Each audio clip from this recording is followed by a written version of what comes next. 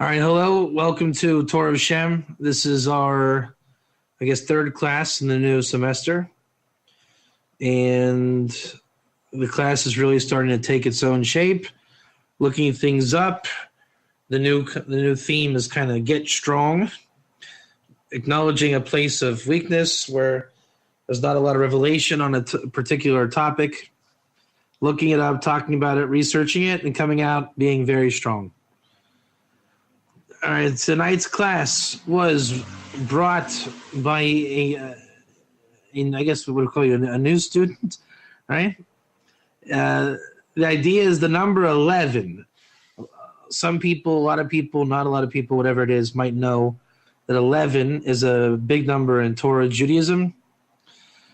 And the question that comes out of it is, how big? What is the real issue with 11?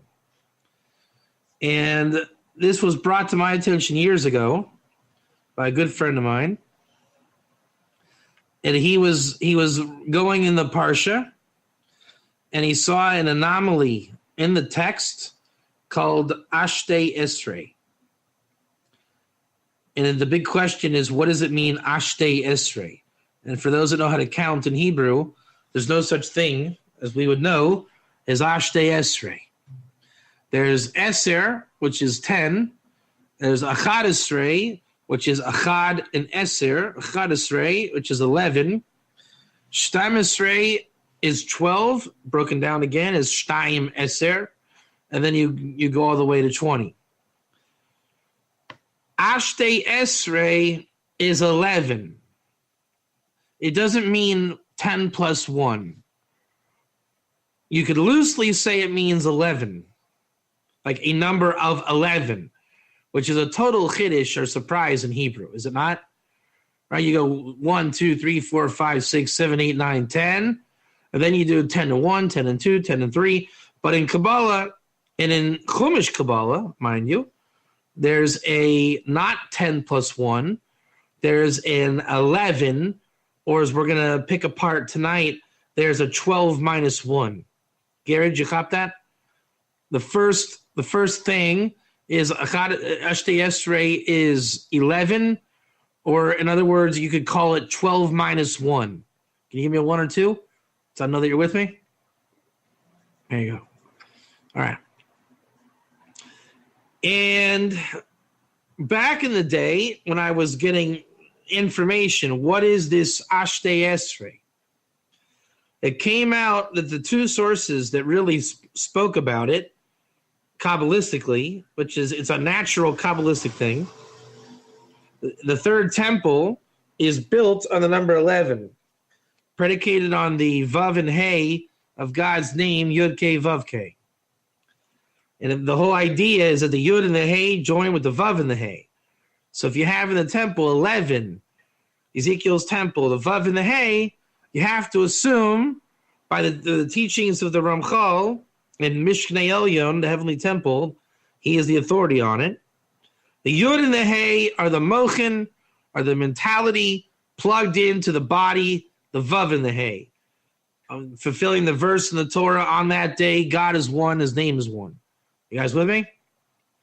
So when we see the temple as Vav and Hey, even though it might not be discernible to our eyes, but we know from the learning of it Kabbalistically, then we know that God's grace is in there, God's light, and it's the Yud and the Hey. All right. So, I guess, I'll introduce the Zohar, and then we'll go into the Ramchal. The Ramchal is going to open it up to something really nice. So don't expect to be too blown away by the Zohar until you hear properly the Ramchal. The Zohar is going to start us in Parshas Pekudi, Mishnah number 249.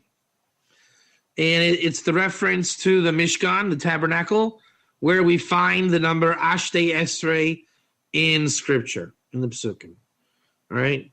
Can you both conceptualize this word, Ashtei Esrei? Do you know what I'm saying? Or does it just sound like Hebrew garble? Good, give me some feedback on this. Right? Remember, if there's the number 10, Eser, when I say Ashtei Esrei, that's the 10. Ashtei, it's going to be a question what Ashtei is. We know it's not 1, like Achad Esrei. It's not 2, like Shtaim Esrei or Shtei Esrei. Gary, give me a 1 or 2, so I know that you're with me. All right. You spell Ashtei, Ayin Shin Taf Yud. Can you see that?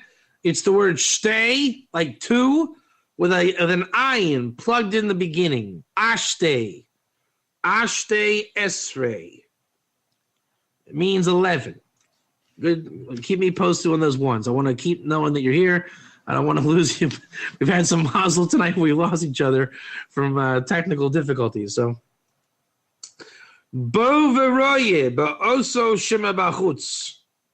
Dehainu b'yerius ezim.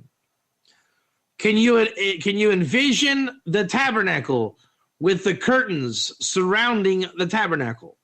1 or 2. And there are curtains on the inside, like an inner sanctum, and curtains on the outside. The penimis and the chitzonis, the innards and the outards. And they're made from goat skin. There's a principle, and this is the principle. Gary, this is where you got to start paying attention. All that add, subtract. And the sign for you, the simenechem, so start saying in English, the fruit of the holiday dwindles and it goes because Shemakrivim, we bring them by the Omas Ha'olam, the nations of the world. That they are the outside, the outer realm. It's going to get clearer. This is not the part to focus that much on. Even though here it is as such, with what we say on the inside as it is written. Ve'esa mishkan tase eser yerias. Here we go. You will make the Mishkan with 10 skins. B'mashem b'chutz. That's on the inside.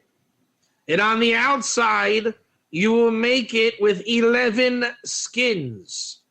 Mosif Isius. We added letters, with added letters. Okay. We have 10 skins, type 1. And we want to add skins. That on the outside, there are more skins than on the inside. The command to add the skins is to add a letter. You got this? So if there's Eser skins, 10 skins, we want to achieve 11 skins.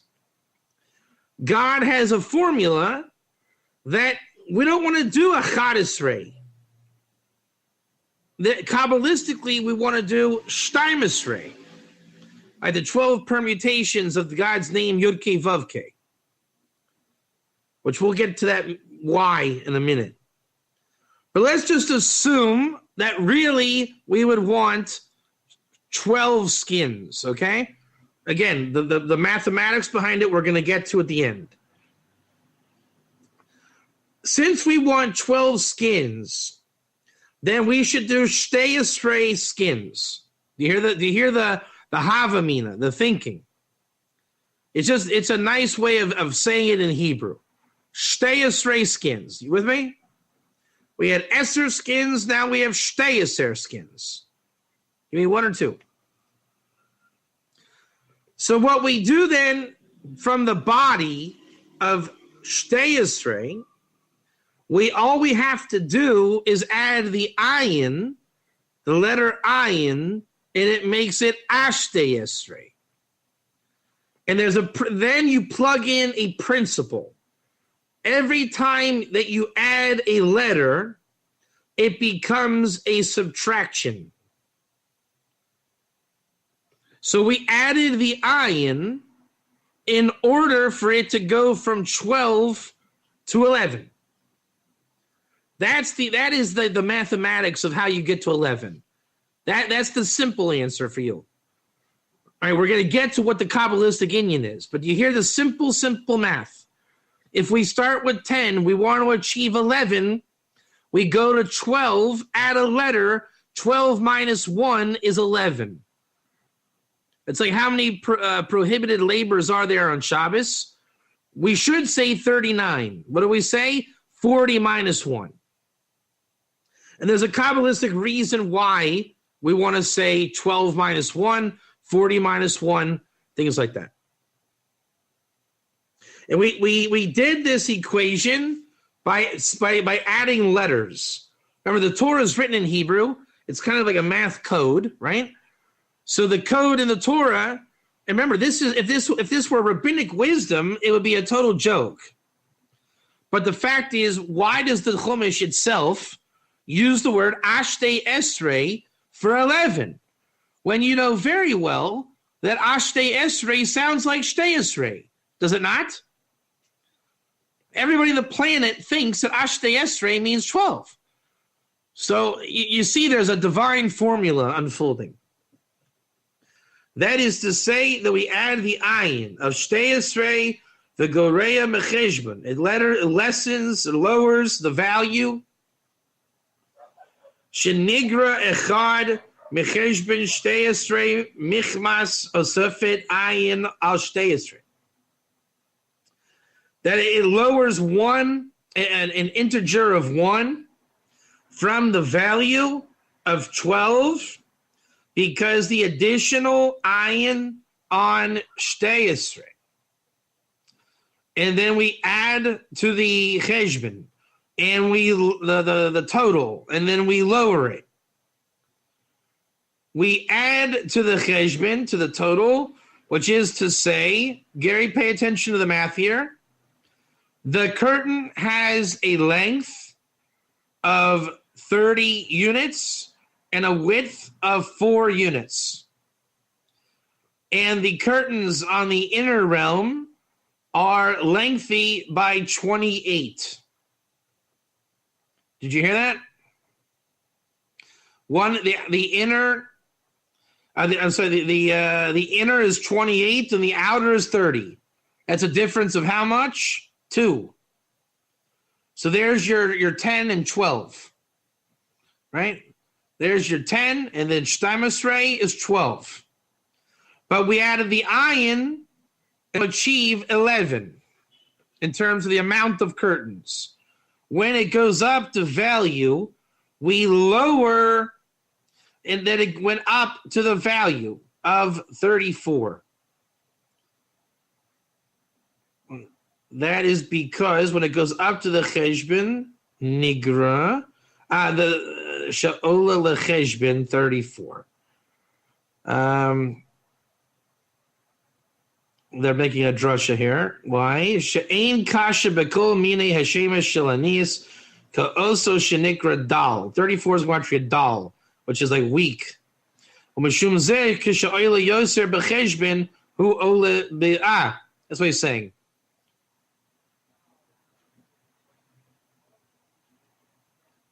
Say, I think, yeah, this is a bit strange. If you were to not lower the value, it would go up to 34. Therefore, they take it down to 30. When he lessens the cheshbon, the value, it goes up in appreciation because it goes up to the secret of 32. Because it would increases by 2. So again, as 30 is like after you lowered it, it goes. It should have been if you would have gone up regular, it's 32.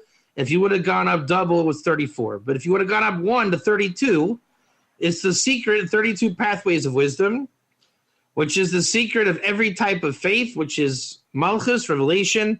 It's the secret of the holy name, right? 32 names of God in creation, Shem Elohim. The Ramchal is a lot clearer, by the way. The Zohar is giving its own little thing. Therefore, this lowers the value, and this adds. This addition is a subtraction, right? That's what he's saying. If it would have gone up to 32, But when it goes up, it actually goes down. So 32 is actually 30. You see what I'm saying? If when it goes up with Ashtei Esrei, you add the value, you're dealing with numbers of 2.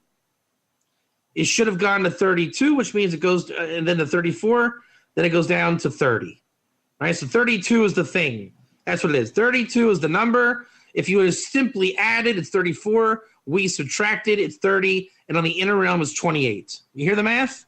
The inner realm is 28. The outer realm is 30. 30 is a product of subtraction, which is 32. If we wouldn't have subtracted, it would have been 34. This goes up, and this lowers, and this lowers, and this goes up. Have you guys heard of the idea? Aliyah tzorech yerida. To go up first, you have to go down. Famous idea in Chassidus, right? Aliyah tzorech yerida. To go up, you got to go down first. This is the opposite. This is to say you have to go. How do you do it backwards? This is how you do it. This one goes up and then it goes down. This one goes down, then it goes up. Right? So for the sake of going up, you got to go down. This was for the sake of going down, you got to go up. That's how you say it. See that? You're on the microphone? So in order to go down, you got to go up. It's totally backwards. We're going to say this is the root of the Sitra Achra in a second, so bear with me. Right? This is heavy Kabbalistic stuff. So in normal Judaism, we say in order to go up, you got to go down first. Here we're saying is if you wanted to ever go down, you got to go up. Totally opposite. So that's why that there are the additional skins, and it's to go down and to go up.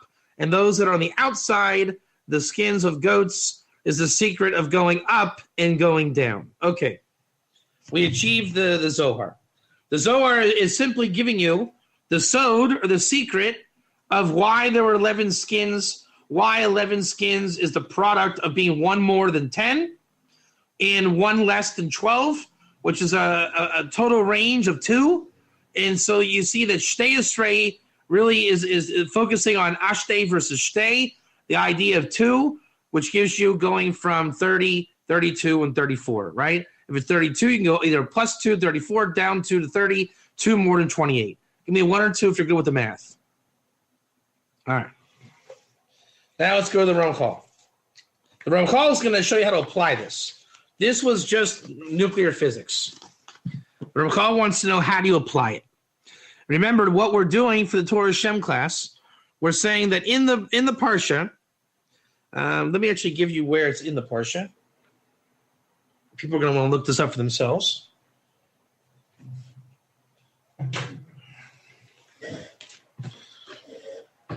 If you have a Chumash at home, go ahead and look this up so you can see it for your own eyes.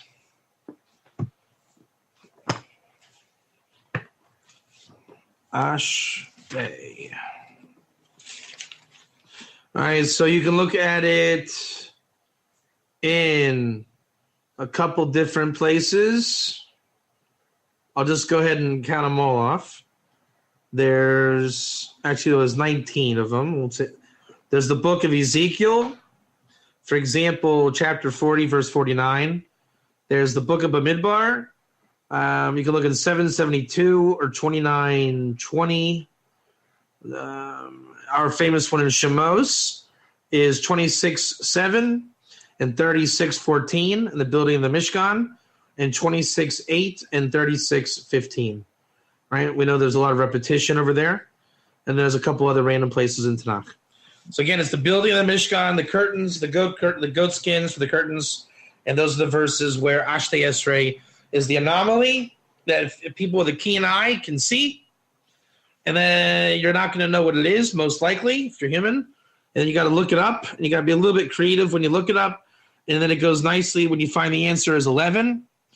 It gives focus to the number 11, that there is such a thing in Torah Judaism as the number 11, right? Because we're trained to say Achad Esrei, 10 plus 1 is 11.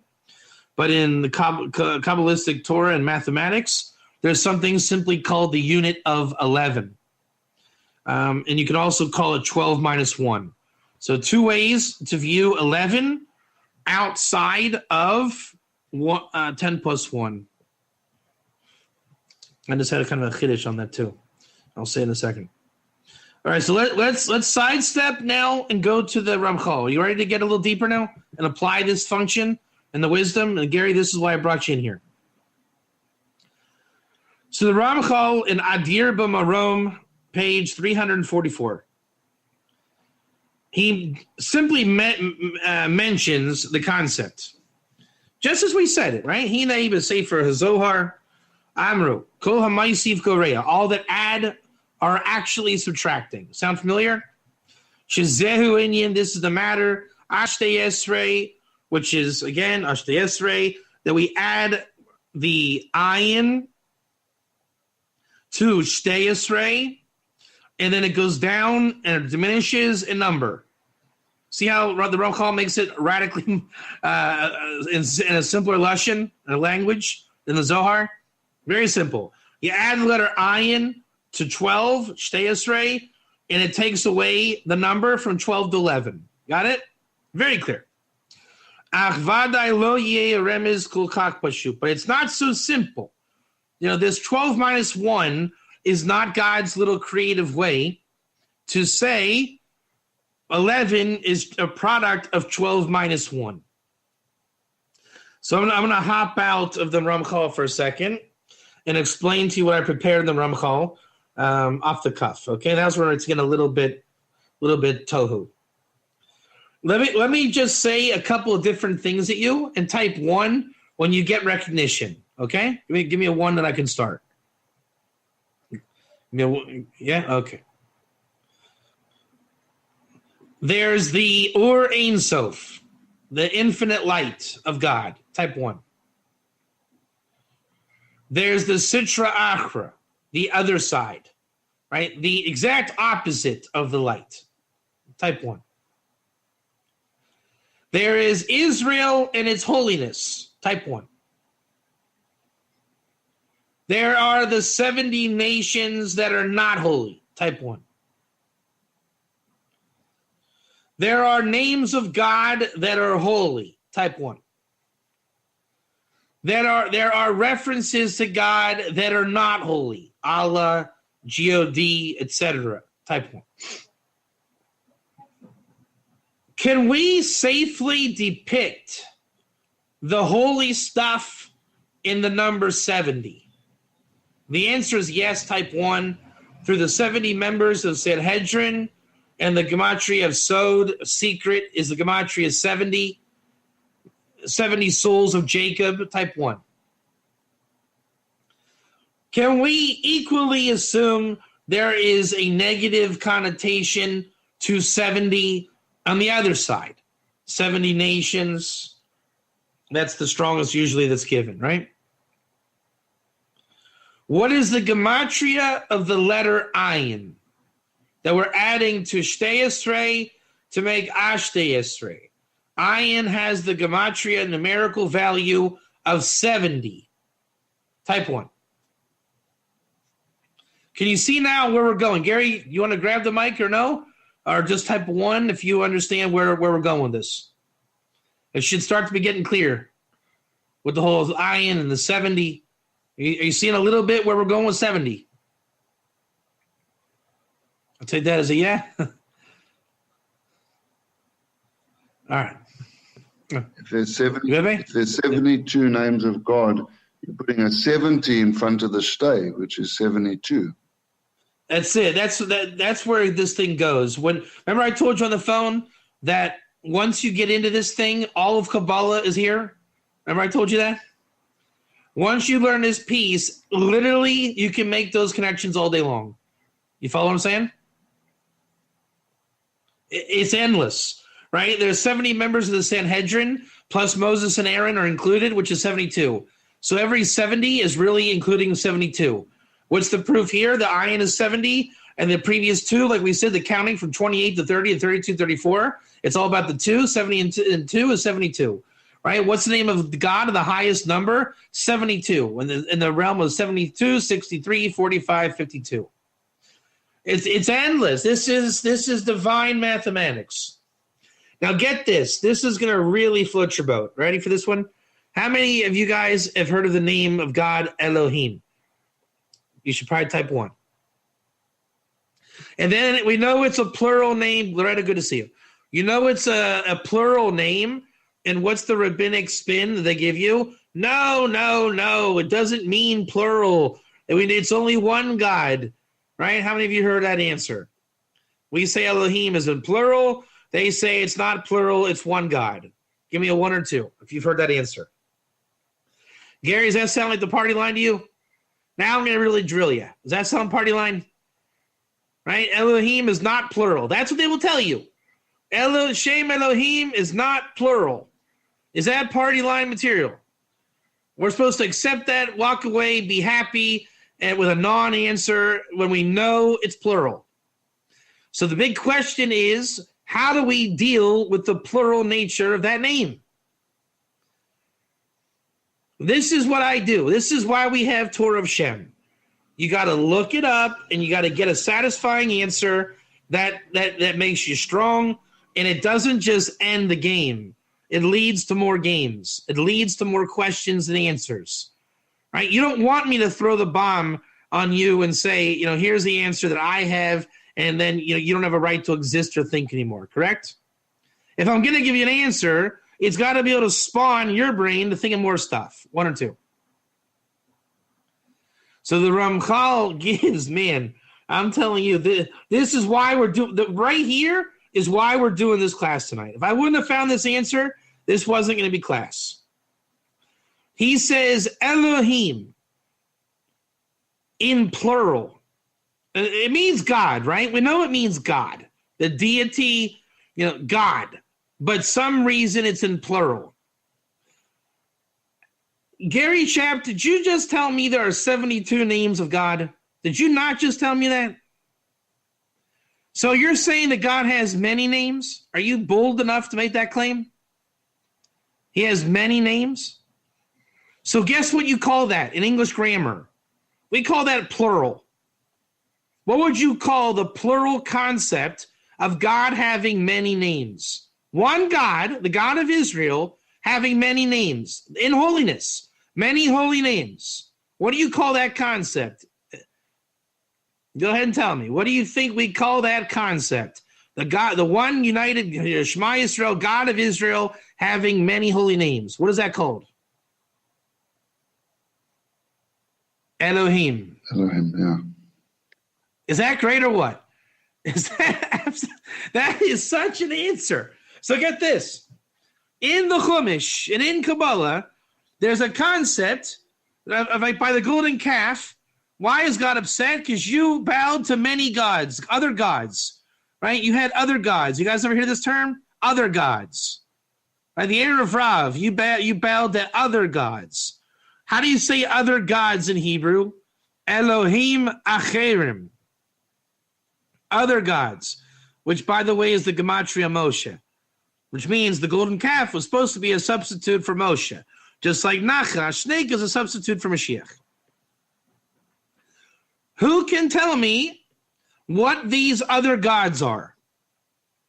Elohim acherim. What are the other gods? You ready for an amazing answer from the Ramchal? What is Allah? What is the name of God, G-O-D? They are impure, non-holy nicknames of the supreme God of Israel. Therefore, they're called other gods. Those represent the 70, the other 70. So there's two facets here of the 70 to focus on our two, like 1 versus 1 under the umbrella of 2. There's the holy kosher 70, and then there's the other 70. Type 1 or 2 if you're with me.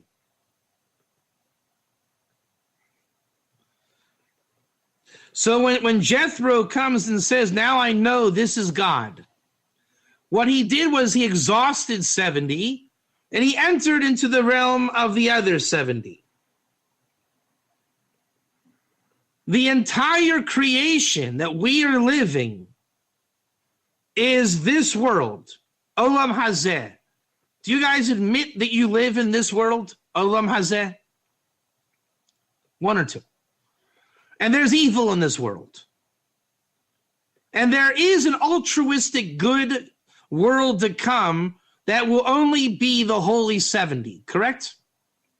Only God, only goodness. And we're not there. We know we're not there. We are in an evil world. There's evil in our world.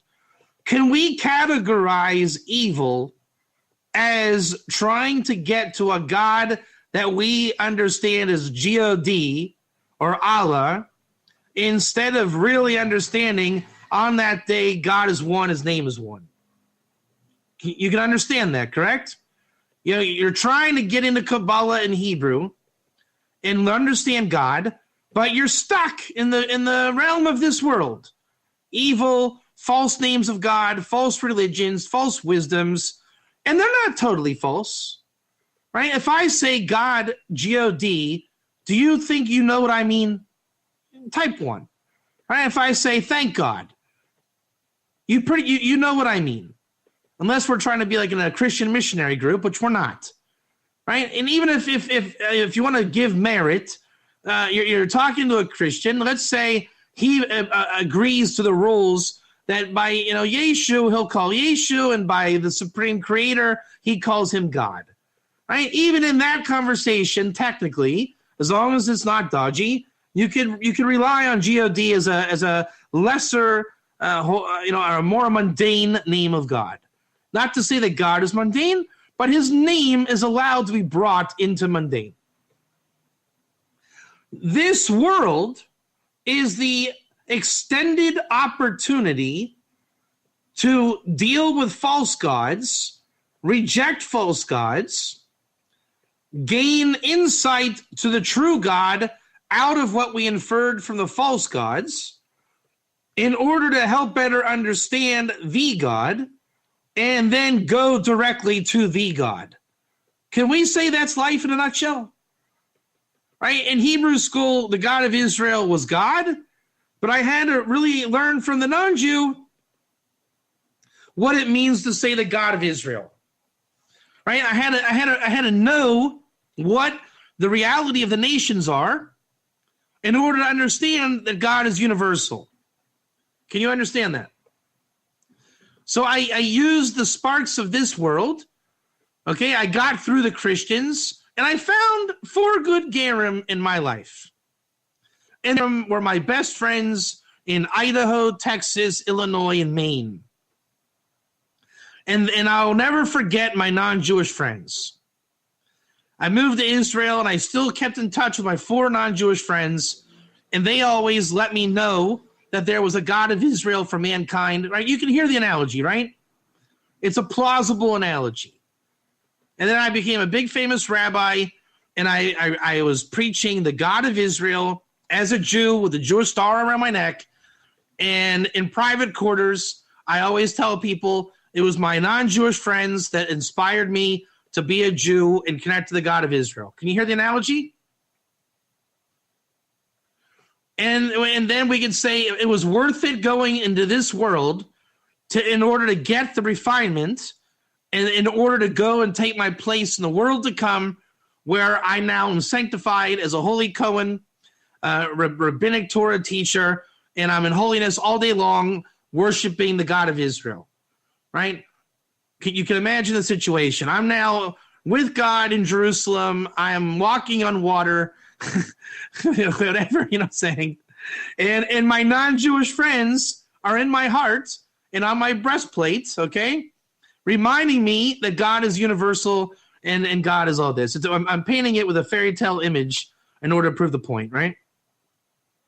So now let me explain to you. Yeah, exactly.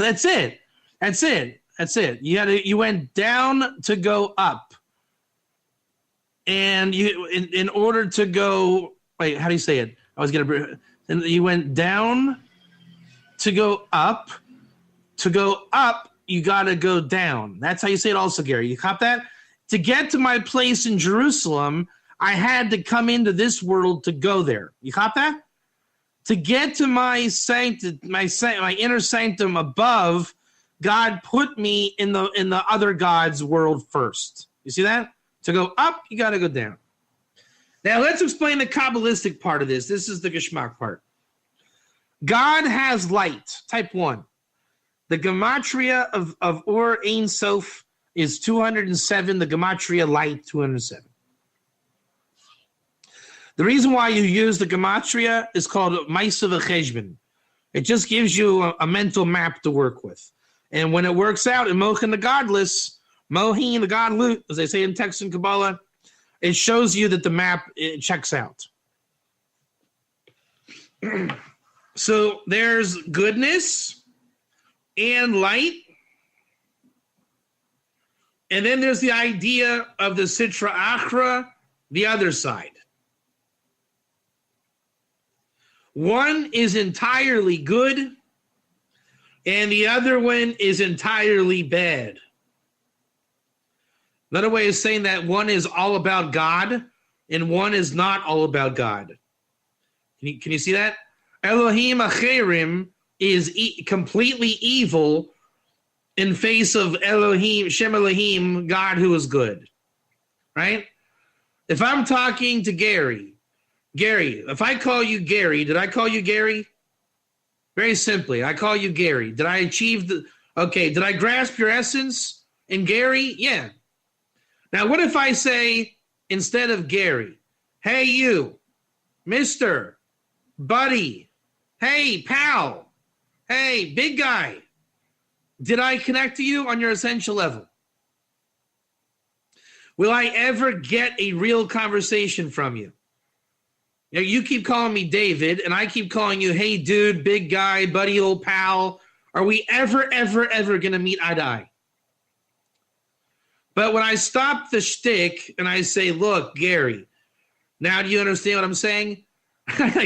Just like with Joseph saying, I'm Joseph, right? That's what that was. With Joseph and the brothers, it's like, hey, buddy, old pal, king of Egypt, hey. And then it's like, hey, buddy boy, my name's Joseph. Remember me? Judah. It's like, oh. So it's as if there's two domains.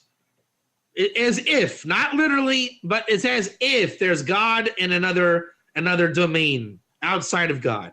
God creates that. We're going to explain that. That in the creation of the other side, it is the opposite, literally, to the holy good will of God. God creates another desire. And that's not so far-fetched. You see, your problem is you're not strong enough to be God. Can you guys imagine that?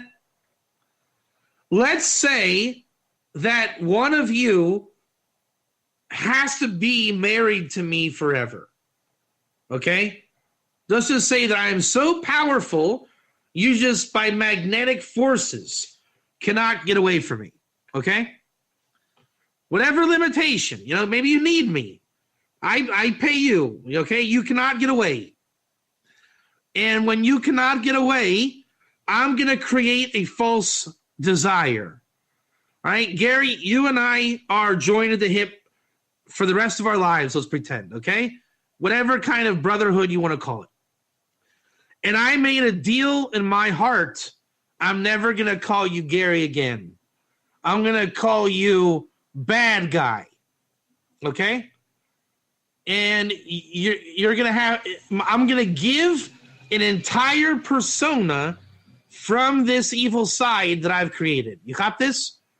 I'm not going to recognize you as Gary. You're a bad guy. And you have to fight me, okay? I say, Gary, did you bring change for me from the store? And you say, yeah, here, $5. It's your change. I say, hey, I would say, bad guy, did you bring me the change? You say, here's $5. I say, bad guy, I only see $3 here. Are you ripping me off, bad guy? What do you have to do? You say, look here, Davo. Okay, the change is $5 and you're trying to rip me off. And I say, bad guy. So if I'm all powerful, I never call you by name. I don't acknowledge you. I have a completely fabricated system, alternative system that I deal with you. Can you cop this? I'm not reality. I'm giving you a totally different construct.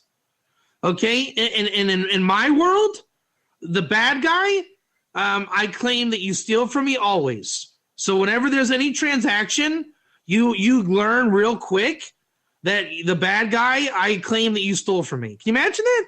Imagine that. Imagine you have to live with me.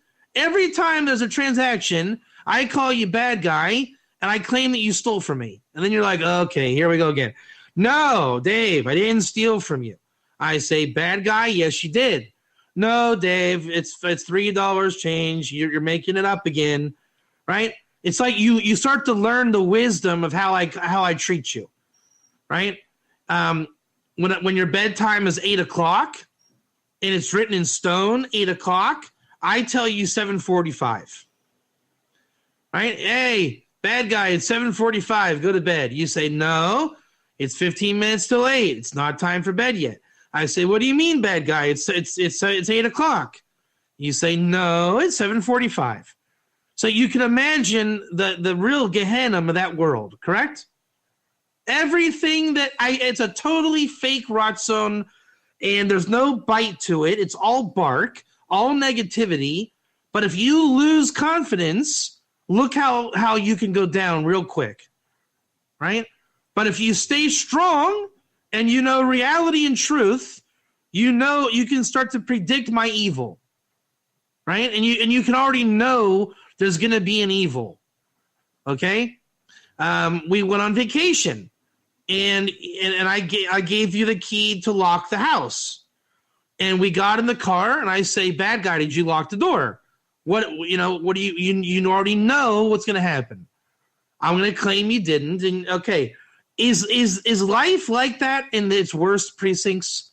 When you get in a real rut in a life moment person, right? Is that not the evil of life? One or two. And then you got to deal with it. It's like, oh man, and when you weren't paying attention to the change that came back, now a Malik or doubt gets into you, and you really don't know if you gave me the right change. And maybe I'm right in calling you bad guy, right? Maybe you are a horrible person. And then you think about how last week someone actually did call you a thief. So this is the psychology of the Sitra Achra. That's what he's saying here. It's pretty profound, isn't it? But he's saying it's just a created construct. It's just evil. There's no mamshis to it. It's just evil. It's empty and hollow. Okay. And the light, HaKadosh Baruch Hu, emanates the Sitra Achra.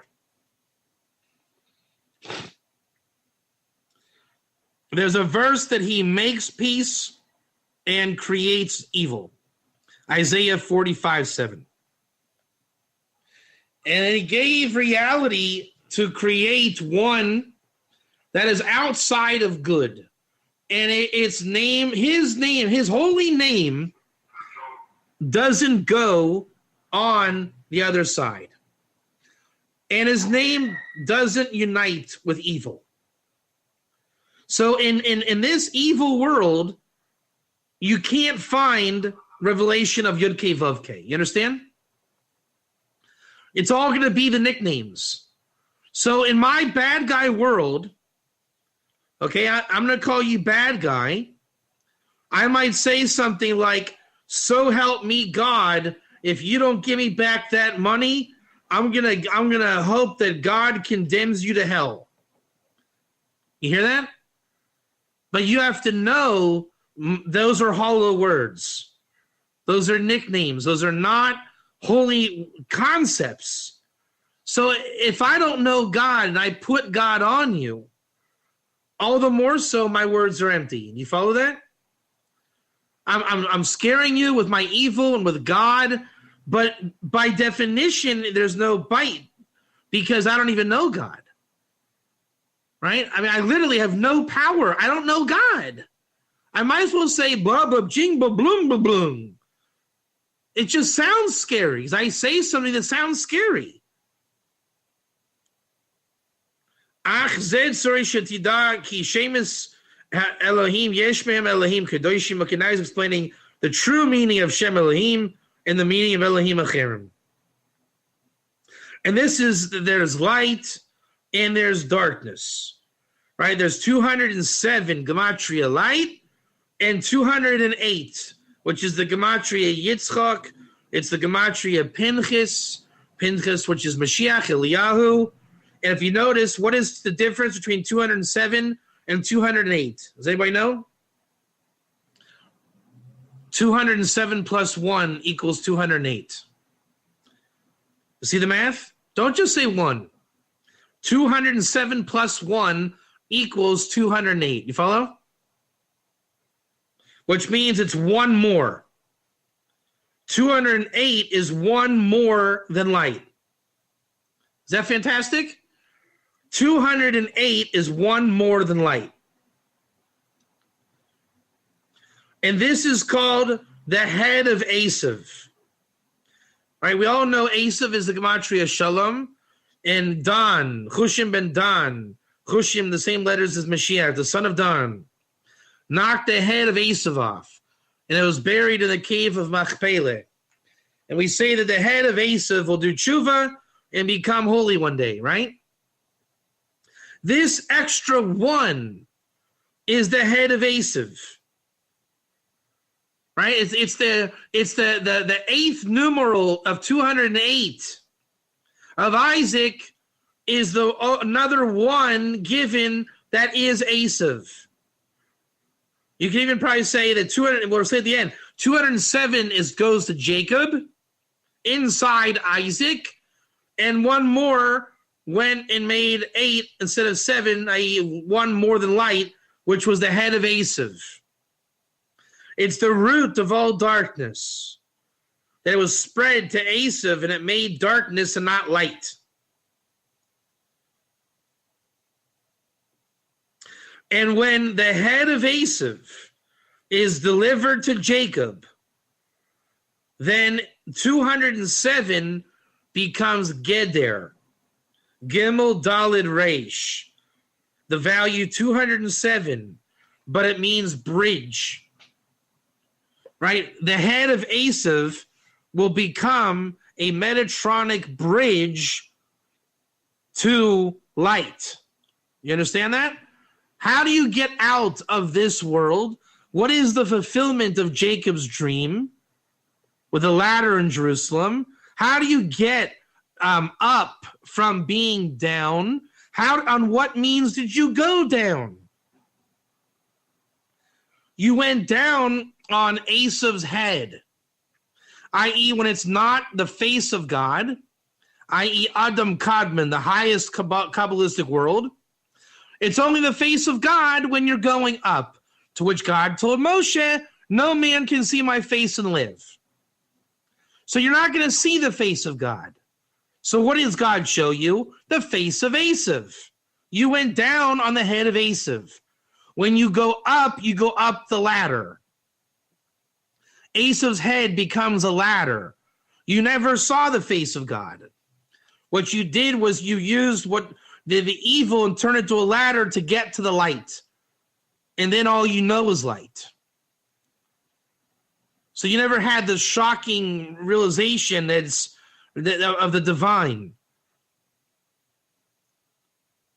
Because it's meant to be the transition. Okay. Now, we know that Yud-K Vav-K expands to 12 different permutations. There's that number 12, type 1. So we have 12 permutations of Yud-K Vav-K. And then there's 12 dots or vowel points that are inside. Obviously, what are we going to say? The 12 Yud-K Vav-Ks are holy, and the 12 dots represent Elohim, which goes to the 70 nations, which becomes the basis of the nicknames, i.e. vowel points of how you call God, right?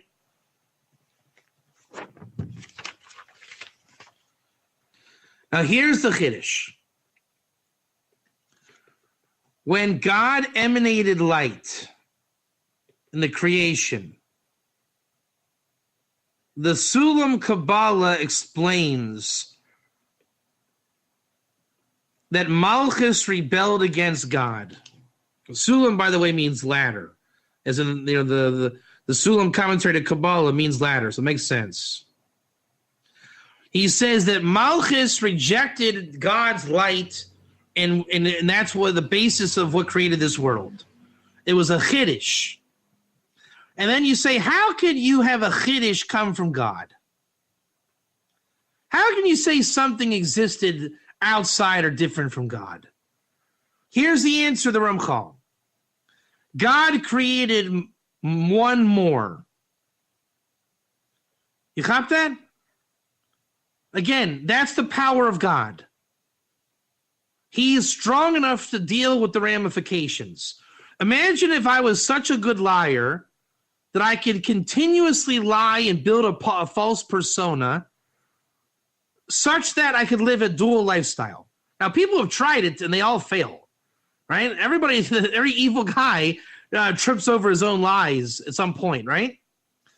But God is so good at the Sitra Achra, he created one more, which is a false will, and he created an entire infrastructure on that will. You cop that? It's almost like in product and business, right, Gary? You can relate to this. You got the good line and the bad line, right? The good products, and you got the bad products. And, you have top shelf and not top shelf, and you have a whole expertise in not good stuff, and you have an expertise in the good stuff. And you can have like a Walmart clientele, and you can have royalty clientele, and they're in the same place. But if you were evil, you could get the royalty to buy Walmart and, try to somehow subprime mortgage the Walmart to get the royalty, right? God is the master of two domains. But he's created a false will. And, of course, he has the true will. He created one more. So instead of 207, it came out 208. Instead of 231 gates of Hebrew, there's 232. And the 207 lights correspond to the 12 partsufim. 12 aspects in Kabbalah, right? 12 names of God. Not more and not less. And then he brought out one more level. And that brought out the Sitra Achra in the secret of the letter 70. Wow, this is really heavy. Wow. You see what that is? Imagine this. I told you guys a story, right? Remember, let's pretend I told you a story about how I made coffee today, okay? Ready? Here, we'll do a little example. Hey, everybody. I woke up at 7 o'clock in the morning, and I made coffee, type 1. I put in milk and sugar, and I drank coffee until 7:05 a.m., type 1. You probably think that it took me 5 minutes to drink the coffee, correct? But it was interesting because I had to stop in the middle because at 6:55 in the morning, I realized I had to go to work. Do you hear the story? Did you hear what happened? I told you an exact story, correct? Type 1. And then I gave you one extra fact, 6:55, that blew open the whole story. Did it not? Didn't that one detail ruin the whole story? Just because the time sequence, somehow I went back in time. How can it be you went back in time? Now, either I am the creator of the Back to the Future series, and I went back in time, or the story is evil and doesn't add up. Correct? I was good, and there was light, and then I told you a bad detail, one detail, and it ruined the whole story. That's called Shviras HaKelim. That's the light that broke the vessels. And it was a very powerful light, wasn't it? Wasn't that light so powerful that it broke the entire story apart? There's not one remnant to that story left that you can believe, is there? So my one extra point was so powerful, your vessels couldn't contain that light, could you? That light popped your vessel. I probably couldn't get you to believe ever again that I made coffee at 7 in the morning until 7:05 and drank it until 6:55. Could you ever believe that story again? One or two. But can we salvage the pieces of that story? Could it be that there's something called coffee in my life? Do you believe that I drink coffee? Yeah? Okay. Do you believe that I work? Can you believe that I work in that story? Yeah. Can you believe I have a cup, that I own a cup in that story? Can you believe that I have water and sugar and a spoon? Can you believe those things? Or do you have to worry that I'm lying? You can believe me. So can you say you found the light and the goodness in my story? Is there salvageable parts in my story? Now, let's say you find so many parts of my story, you start to realize what? I think this guy might be telling the truth. But I think we're missing too many parts of the story to understand what he's on about, right? It turns out he's a Cohen, he's a rabbi. I think he may have been giving us like a wisdom thing. I mean, obviously you can't go back in time. Am I starting to do tshuva now? Can you start to hear the story maybe making sense? Can you start to believe me? And then it turns out that I give this seminar all over the world about, how you thought it was space travel and time travel, and really it's like a meditational thing in Torah with Ashtei Esrei, and it's all about the ayin, and the story makes sense. Did I save the story? Did the same icon in the story that ruined it end up saving the story? So it never broke. Are you saying the vessels never broke? Is that what you're saying? Are you saying we removed evil from the world and glued it back together in a stronger vessel way that can hold the light? And now I can tell you all kind of meditational things that transcend space and time, and now you're a vessel to perceive that light? Is that true, Gary? That's the letter ayin. God put one more thing in, like salt in the water. And it created all the evil. And so there were no longer 12, there were 11. But we have to have 12. And now there's 11. For the sake of going up, we went down. When you go down, you chop off Keter, the crown. Right? There's 3 ways to say 11. 12 minus 1, 11, or 10 plus 1. And they correspond to the 3 heads of Keter. Ancient of Days, the unknowable head is called. Keter proper, the crown, and the hidden wisdom. And you can see how those 3 correspond with those 3. So now, when we chop off the ancient wisdom, the unknowable head, because we emanated the ayin, the Ashtei Esrei, right? We wanted to bring out more. And in doing so, we brought it down to 11. That brought out the Sitra Achra and false gods and names of God, which was the head of Esav.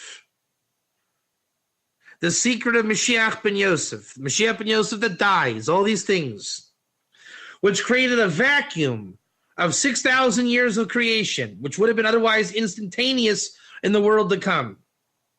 It created good and evil. It created the Kabbalistic universe. Light and darkness. So that when we collect those sparks and know God, and we collect the missing 2 levels, one went to Esav, one went to Yaakov, and Yaakov gets the other one, gets the 2. So then we gain the 2. For example, the missing 2 of the Mashiach, Gematria 363, Hasatan 364, and 365 minus 2, 363. The Ramchal says there's always this differential of 2 in Kabbalah. 2 olives, 2 ones. That it's always a 2 differential. It's you were given 1, the other one was out there to be against you, and then you inherit the 1. If it's the head of Esav, Israel breaks down to Rosh Li. A head is to me. So then I'll just finish out by reading the last part of the Ramchal. When the Yud and the Hey are given to the Aleph Lamed Mem, right? The other gods take the letters Aleph Lamed Mem of Elohim, which is 71. Then the good name of God, Yud and Hey, is delivered. Full name, Shem Elohim, which is the Torah. Then the levels of 208, that whole Mashiach ben Yosef world, the Esav world, this world, is given to 207, light, through a bridge, Geder. And the 208 is what that was an addition, is added to the innards of Yaakov. You guys ever hear of Ger? That's what Ger is. Right, the Nilviim that attached to Yaakov. We had to go through this world to get the sparks, as it says in Psachim 87b, about the going through exile to get the sparks, which Chabad Chassidus says the essence of exile. So they attached to Jacob. That which was the head of Esav becomes the bridge. Those people become the bridge, the extension from Malchus up to Yesod in Kabbalah. Right, the lifting us out of the Noga and into holiness. Like Jethro, I worshipped other gods, now I know this is the God. And the secret of the level of 365 that was revealed at the time of nursing, which is where we are now, we're growing into a higher intellect, it's 1 more than the Gematria Hasatan, 364 to 365. And the Sod of Yom Kippur is where we killed the Satan. And then Jacob inherits this head, and it's made of Israel. A head is to me, and Jacob has 2 names, Jacob and Israel, and Esav only had 1. And now Jacob has 1 more than Esav. That's the firstborn, it's the blessing. That's the gist of this idea. It goes on for a couple more pages. But Gary Shep, this is in your merit. What is 11? 11 is God in creation, in his own name, divided himself in half, making 1 more, which created the existence and experience of this world, so that it becomes the bridge itself, the Vav and the Hey, to get to the Yud and the Hey. On that day, God is 1, his name is 1. All the evil will have made sense, that it was God creating an opportunity in this world to create space and a lengthier time in order to fully understand God by taking the route of his nicknames, i.e. himself mundane in creation, so that we can add more to himself. Israel with Ger, yada, yada. Now, that's what I'll conclude with that. 11 is on this level. When you understand this concept, I've seen it. All of Kabbalah and Torah fits into this principle of Ashtei Esrei. Gary, any questions, comments? Loretta, to the microphone. Just trying to take it all in at the moment. It's pretty tough. It's everything. It's the perfect vessel. It literally is like the of the Mishkan. It's the heart of the Mishkan. When you look at Ashtei Esrei and that ayin, I told you we got it down to one letter. You can that letter 70 is powerful. I mean, the Zohar is filled with imagery of 70. Sod, it's a major principle of Mashiach ben Yosef. I would say Be'izne Yoshua in the ears of Joshua. 70 is it. 70 souls of Jacob. That ayin and Ashtei Esrei, and the dynamic, the power of that dynamic of going up to go down and down to go up, is the essence of Or Chozer or Yosher, the returning light and the straight light. That it's the power of creation. Literally, it's like a powerful function on a calculator. It explains the creation, and it contains the fractal element at the same time. To me, it is the most powerful thing that you can look at, because it literally is the spark. It's like if there's a Big Bang in Kabbalah, that ayin is the spark of the Big Bang. And for a guy like you that talks about focus and image, right? That ayin is the beginning of light, and that's how the Ramchal explains it. It's where light begins. It's the point where light begins. Is the ayin of Ashtei Esrei encapsulated in the number 11? Point where light begins. So every time one sees it, it's where light begins. It means it's where evil begins. So you now know you're going to evil. You have to look for the ger. You got to find the sparks, right? You're gonna be called, hey, you're not a nice guy. I'm gonna put the will of God on you. You got to then connect to God, find God, see through my fluff, pull the sparks out, and find. You see the evil face. You got to now inherit the bridge over that face, and bring the redeemed souls with you towards the light, sanctifying God and saying, Baruch Hashem, so to speak. So it's a constant reinforcement of the bridge and the ability to move from the dark into the light, and to It's a new frame in your story, in your movie of reality, right? It's when you finish one meme, and how do you know when the next frame of the film is going to come? Because you heard 11, you heard Ashtei Esrei. It's one more. It's I was telling you, Gary, we're gonna go to Australia and we're gonna conquer and do great stuff. And you're like, yeah. And then I say, and we're gonna put a big sign in the yard that David Katz is awesome. What? I was with you. What happened? We were going to go and we were going to live, and then it was all about you. How'd that happen? So that was the Aleph. That was one more. You see? I pumped myself up to go down. For the sake of you now, have to realize that God emanated through me one thing that was too much. So now you have to find that why did God put someone like me with you where it was one too much? What is God telling you? Right? How do I be the evil face of Esav? How can you turn me into part of that bridge? Because remember, it was my light that's going to be serving as the bridge, right? The coffee was at 5 minutes beforehand. Somehow I have a piece in God's story that my lie is going to be the thing that opens up the whole thing. Maybe you just needed to be in Australia and I was the catalyst that got you there. Whatever it is. It's turning the negative into the positive, that you need the negative to step into the positive and to create it and to bring that's the whole thing. That's it. And that is the fractal of creation and reality, life. I mean, that is the most powerful, compact teaching I've ever seen.